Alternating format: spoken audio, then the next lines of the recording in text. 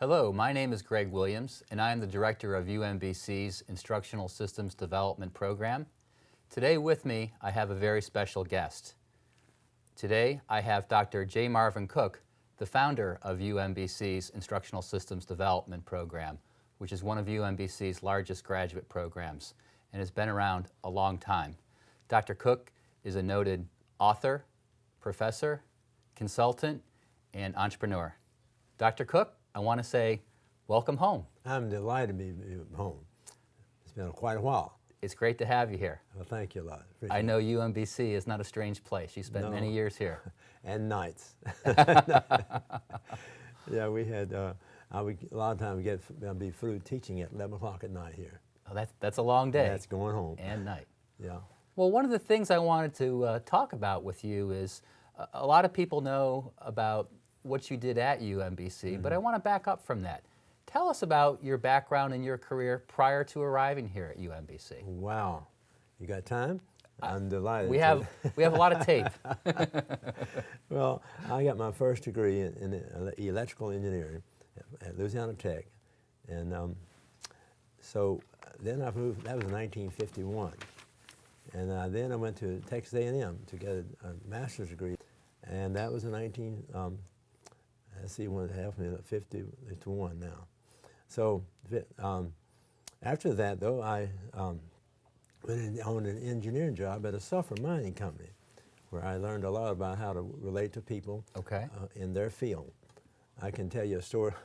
One thing about these companies like that, my job was to go around every day and check with the different projects that are being worked on. But I found very quickly that the machinist, for example, would not tell me what he's doing unless I walked over to his coffee cup and drank some of his coffee. You know what? I learned to drink coffee. But once I drank some of his coffee, he would tell me all about it and what was going on. So as I made my rounds at the end of the day and reported back to my boss what was going on, I was ready for a break. But that was at mining sulfur. But in the process of my working as an engineer there, I began to get a calling to go into theology, to go into the ministry. Okay, that's interesting. Yeah, and so I went for 3 years at a divinity school in Southern Methodist University. But during that process of going to seminary, I learned that I could be called to be an engineer. So what do you do? I went back to engineering and worked for 4 years at Sperry Rand developing radar tubes. And so, but during the process of working at Sperry Rand, I began to realize, hey, I really like to teach. So I made a decision with my wife that we would go back and get a degree in PhD in education. And so over a period of about 10 years, I was getting ready to come to UMBC. So you saw teaching as a way to help people? Oh, yes, to help people win. And that became really a motivation for me to enable students who came in, perhaps changing careers and high anxiety. I would say to them, hey, it's not a big deal. I've changed careers 4 times. So you were the role model. I tell you, I tell them, just enjoy it, okay? So what I really worked for in the ISD program was making a situation there where people could win. Not only the students themselves, but the clients out there that they were working for. So I really enjoyed this whole process. That's terrific. Now I want to ask you about the beginning of the Instructional Systems Development Program here at UMBC. Now, from what I know, it is UMBC's oldest master's program and probably one of the first, if not the first. And you're right on target. That's the exact situation. This program was developed as UMBC was just being built. In fact, I was asked to come over and be a member of the team to establish the Department of Education and build this master's program. So whenever we actually, pardon me just a minute. This team with 7 people worked together to develop the master's program over time. I can remember that we had a situation where I was asked to teach a course in math. Well, what I did was I actually applied the process of learning hierarchies to the math course, and it covered an entire year. But students were winning with that process, and I continued to develop courses in the undergraduate school, also in the graduate program. So as we were developing the program, it was always done with in mind that the students should win. Okay. Now, can you share with some people just a little bit about learning hierarchies that may not be familiar with them? Learning hierarchies is a way of structuring the content of the course.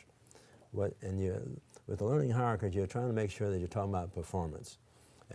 So what you do in the case of developing a course, you decide what kind of performance a person should exit the course with. And once you've established that, then you ask yourself the question, okay, if they were to exit that program at that point, what will it take for them to get to that point, to exit? And therefore you have a downward, from top to the bottom logic. Okay. You ask the question in each case, what kind of background should a person have if he is to learn a particular program? So we had these courses which were developed such that they were all related to each other, and they provided a structure for the content. And we did it at the level of the course and also the unit level, right on down to the class level. So you end up with a structure built upon hypothesis that certain types of things are required in the background. That's a good mini lesson for me as well. Mm-hmm. Thank you. Very short. Now, I'm curious, did UMBC approach you? Did the president and the chief academic officer approach you and say, here's what we're looking for, or they knew of your reputation and they started having conversations with you, or how did that work? Well, let me acknowledge something up front first. Okay, this program was built upon the ideas and concepts of a lot of people, a lot of educators. Names like Henry Wallbasser, John Mayer, James Raff, Robert Gagne. All these educators were involved in the field. My involvement came to the point where I was at the University of Maryland finishing up a PhD program where I applied research in the area of learning hierarchies and ISD. And I was approached by Richard Neville, who at the time was going to become the dean of the College of Education at UMBC. He asked me would I join his team of 7 people to go over to UMBC and build a master's program in ISD. And I said, yes, I would. He said, well, we want you to lead it. And I said, I certainly will do that because I think it's worth it. From the research I've done and others people have done, this is a very powerful approach to learning. That's great. Now, tell us about some of the early days of the program. What are some of the things that you experienced? I mean, UMBC was a relatively new institution at the time, and I would say we didn't have a long history, so it must have been interesting trying to create and implement a major program at such a new institution. How did that work? Well, the way it worked was by applying the theory that we knew. And the possibility of applying the theory came from the fact that we were here in the state of Maryland, and Baltimore City was in the state of Maryland, and Baltimore City had problems in terms of education. And as we began to share with them the skills that we had, they began to ask us to come and help them. So we spent a lot of time helping the Baltimore City schools start using the ISD process. Really? That's interesting. Yeah, we actually showed them and trained faculty members, teachers, to use the process. And let me just pause just again. Sure. Just a moment. We actually talked to what we made sure we use a language that enabled people to understand us. And so what we were asked to do was come in and train people in the management objectives, because they wanted their principals to be trained in to actually manage educational programs. So we would come in and do workshops for the principals. In fact, we did it for 250 of them on management by objectives.